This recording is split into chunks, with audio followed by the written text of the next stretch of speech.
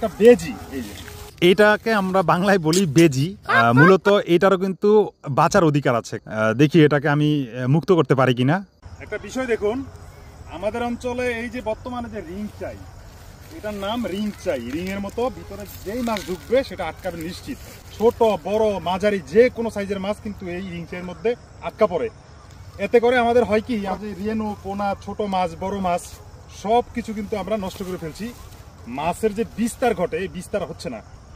একটা জিনিস খেয়াল করুন, এটার মধ্যে একটা বেজি, এই যে একটা বেজি আটকা পড়েছে। মানে আমরা চাইতেছি এটা একটু রেস্কিউ করতে, জানি না রেস্কিউ করা যায় কিনা। কি করা যায় বলুন তো, কিভাবে এটারে হচ্ছে গিয়ে ছাড়ানো যায়, কিভাবে মুক্ত করা যায়। এই হোক, এখন আমরা এটাকে রেস্কিউ করব। এটা তো অনেক লম্বা, তো ওদিকে মানে যেতে পারছে না।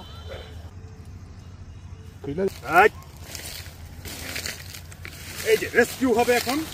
যা যা যা যা যা যা যা যা যা এই যে রেস্কিউ করে দিলাম এটারে। যাই হোক, ধন্যবাদ, দোয়া করিস। আসলে আমি তো উদাহরণ দিলাম। এই রিংচের জন্য আমাদের দেশে বর্তমানে মাছের যে উৎপাদন সব নষ্ট হয়ে যাচ্ছে।